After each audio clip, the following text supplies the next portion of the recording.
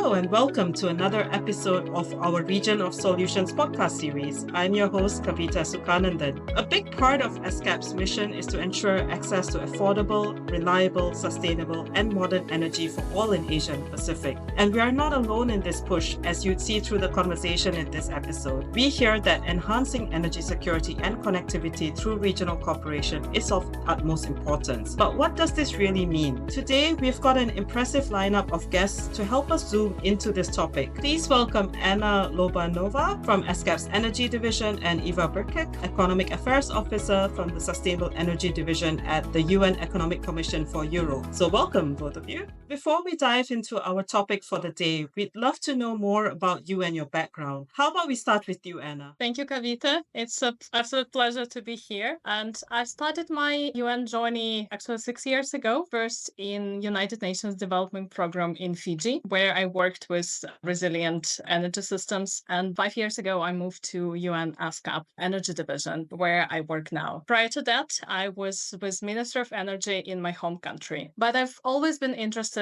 in developing energy systems and implementation of innovative solutions in the sector pretty much since my university time. Thanks, Anna. And Eva, how about you? My UN journey started about 5 years ago, but my energy sector journey a little longer, about almost 10 years ago. I have always been appealed by the energy sector. I always saw energy as a really golden thread that connects economic growth, social equity, and environmental sustainability. And although I'm an economist by training, not an engineer, but that sector always really appealed me. And I started my career in private sector. I was working on commercial projects in North America, Western Europe, and Asia, precisely actually Southeast Asia and China for a couple of years. And then this interest in public sector pushed me to transit to United Nations. And I was lucky to really land on a very exciting file at UNECE, where I have been supporting member states to identify the policy and technology options to accelerate the renewable energy agenda. Well, those are some interesting pathways, and it's great to see the both of you now powering ahead, pardon the pun, at the UN. So the first question that we ask all of our guests on every episode is, what solutions are you working on for the region? Let me tell a little bit about our joint work as UNEC and ESCAP. Central Asia and the Caucasus region are actually the regions where UNECE and ESCAP overlap. So this is really our joint playground where we have been helping the governments to identify the technology and policy options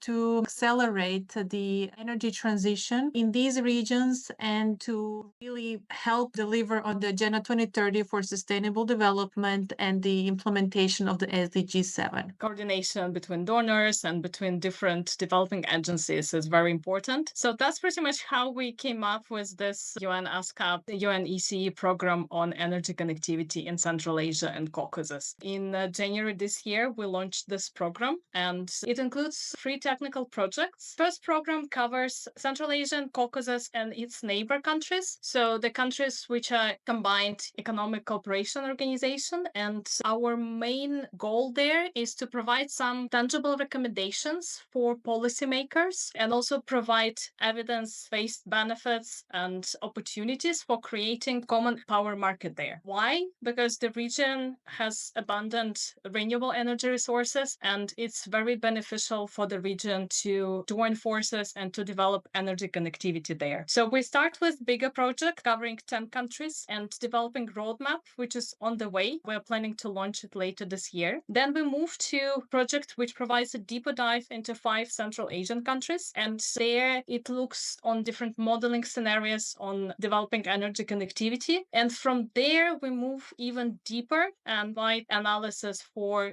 3 countries in sub-region, which are Georgia, Kazakhstan, and Uzbekistan. And there we see benefits and losses from developing energy connectivity, with the key goal is to enhance energy security and energy system resilience. So before we deep dive into the topic, let's take it back to basics. What does power system connectivity mean for someone who isn't well versed in all the terminology? Well, it really refers to the interconnected network of the components, which actually include the power generation, transmission, distribution of electricity, and also the energy uses then by end users. Is the way actually that the different parts of the grid are linked together to deliver electricity from where it is produced to where it is used. Today, we are seeing that the power system is changing. So we are not only thinking here about the physical connections, which include really the power lines, the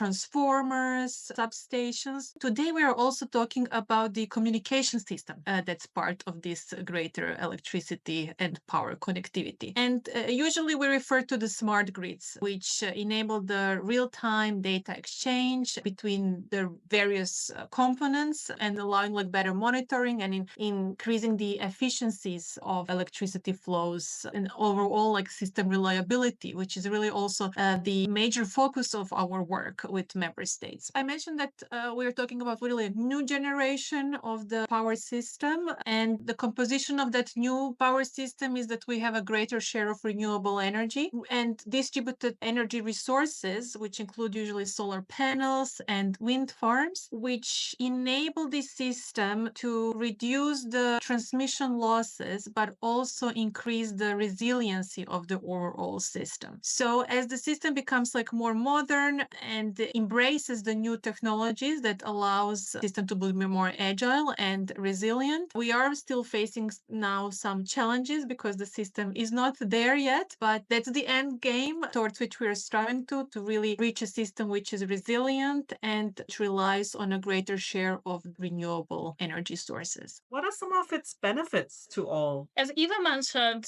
energy systems are evolving.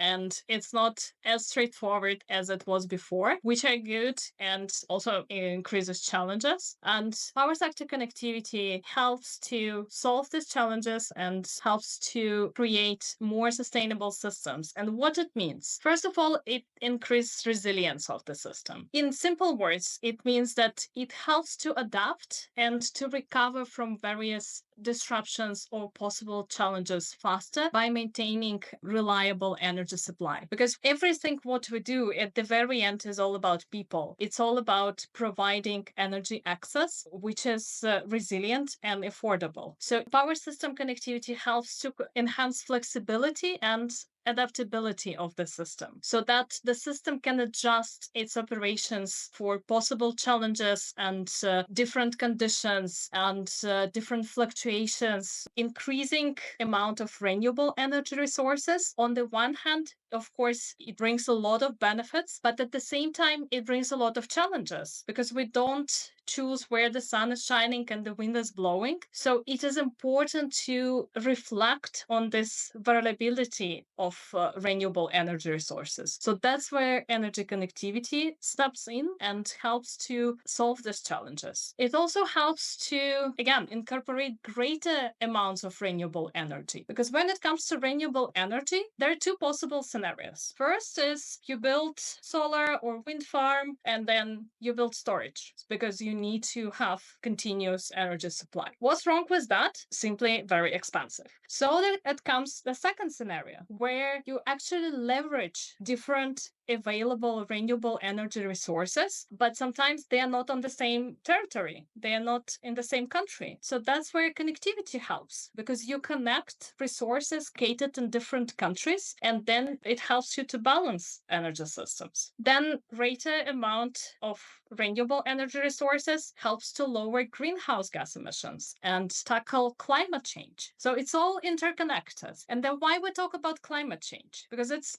everywhere and it's in all the agendas, but what it means for people. I don't know if you've ever been to Almaty, which is a great city in Kazakhstan. I visited last year in winter. It's absolutely beautiful city surrounded by mountains, but it's located in a valley, which means that the air doesn't move much. And during winter time, when they use a lot of coal, there is smoke in the city and you simply can't breathe freely. And of course, it leads to associated cardiovascular cardiovascular diseases and premature deaths. So it simply affects people's life and well-being. That's why developing renewable energy resources can solve this type of issues. And then also there is economic component, because when we develop power system connectivity and we develop interconnected systems, it helps to more efficiently use renewable energy resources. So, why is the case of cross-border power sector connectivity in Central Asia particularly important then?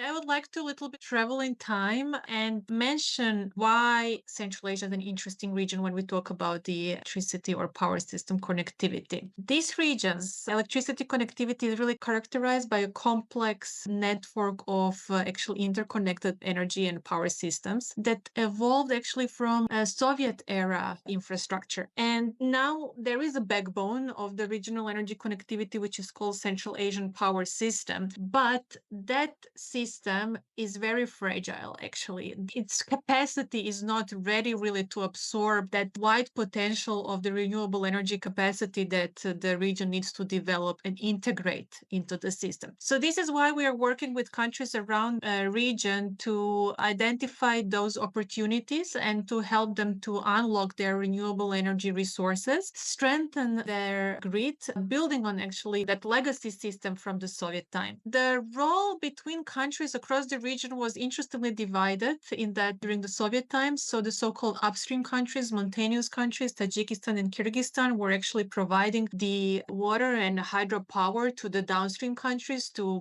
Kazakhstan, Uzbekistan, and Turkmenistan. As the seasons change and when there is actually the deficit of this hydropower, the thermal power plants were then vice versa providing power to Tajikistan and Kyrgyzstan. But then after the collapse and dissolution of the Soviet Union, there was some more disagreements on the water and energy nexus evolving, and that led to some countries actually disconnecting from the system. So at the moment, we don't have an integrated system. We have a couple of systems that run in a parallel, but we do have an appetite across the region on a political level to start reconsidering how to reconnect these systems and how to strengthen the capacity and improve the resiliency of the overall system. And I would like to highlight that Central Asia is really a very diverse region, which is very rich in natural resources, but it's still heavily dependent on fossil fuels, especially when we look at Turkmenistan, Kazakhstan, Uzbekistan relying very much on coal, and then Uzbekistan and Turkmenistan on natural gas. And then interestingly, in Tajikistan and Kyrgyzstan that are really rich in hydropower, that hydropower is still largely untapped. So there is still a potential to explore how the hydropower can be further developed. Ambition is increasing. So we know that Kazakhstan is committed to increase renewable energy share to 2030 to 10%, Uzbekistan to 25% by 2030. So there is really a push in ambition and to scale the renewable energy capacity. And for that, really, we will need a more resilient and robust power system to absorb this additional renewable energy capacity. And this is why, together with the member states, we are working towards this goal together. Our platform provides very good opportunity for members to come together, to be informed, to share best practices, but also to share what are identified challenges that they are facing. Our work is demand driven, and we are very excited to be part of this journey for the region. Have there been recent developments or innovations in this field that you've been encouraged by, things that might have made you go, yay, to finally hear happening? The power sector is developing very rapidly, and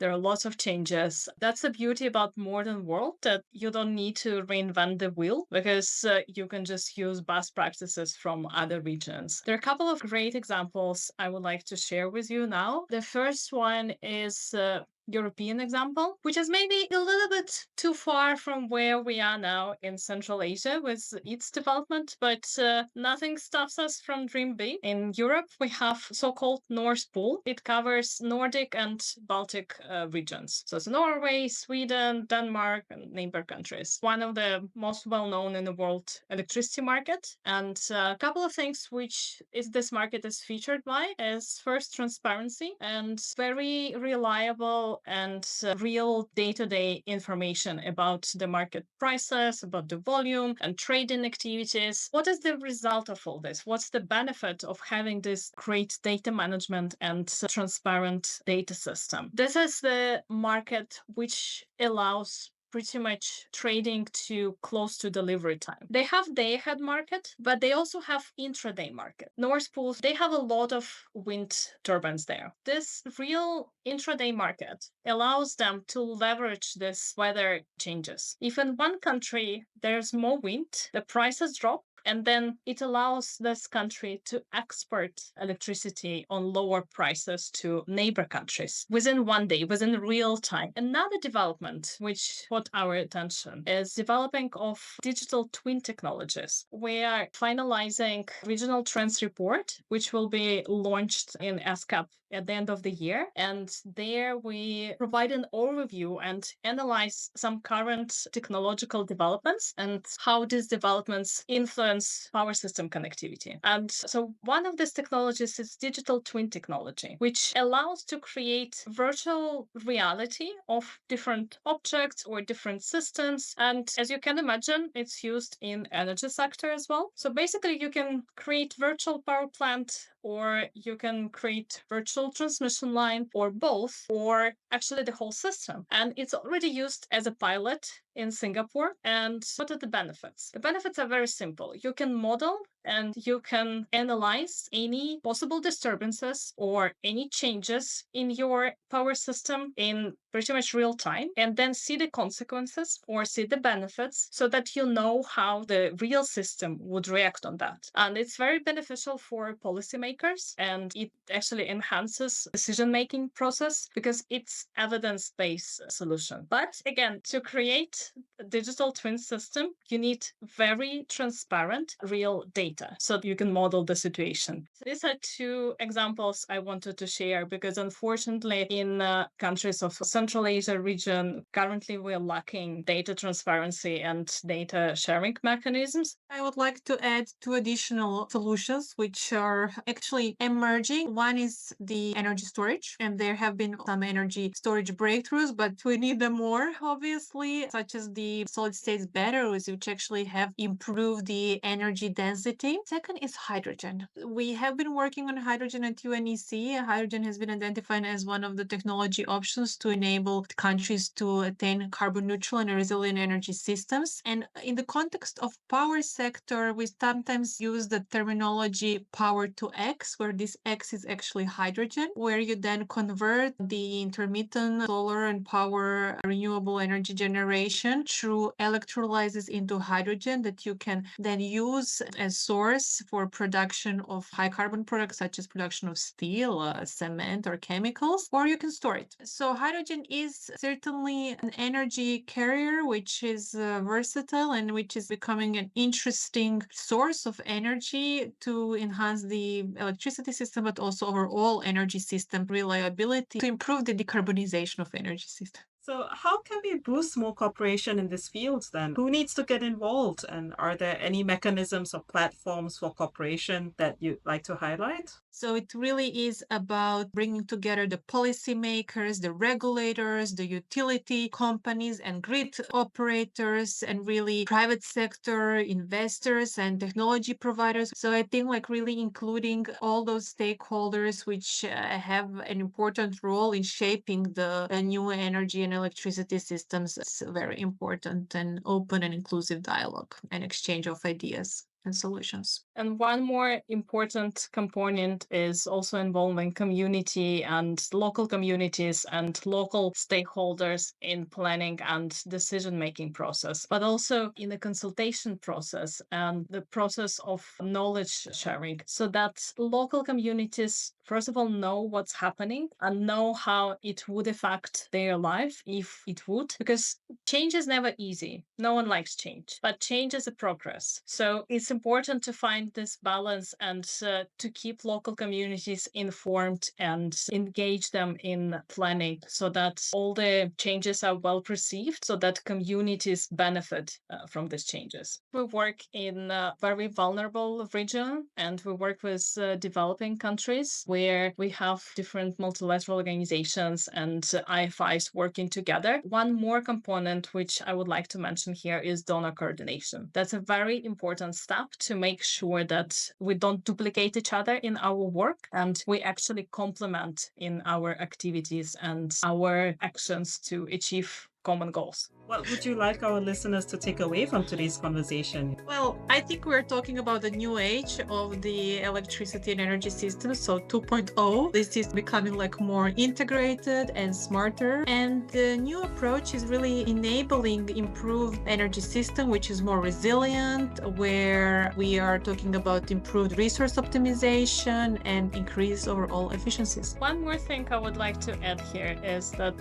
today we talked about resilient energy systems and policies and recommendations, but everything what it means in practice is all about people. We're building more resilient energy systems for people. And everything we do here in UN, we work on governmental level, we work with policymakers, we work with them to make sure that people improve their lives. Thank you so much for sharing your expertise with us, Anna and Eva. That's all for today's episode of A Region of Solutions. Don't forget to follow us on social media and subscribe to our podcast for more inspiring stories from ESCAP and beyond. Until next time, stay curious, stay engaged, and be part of the solution for our region. Goodbye.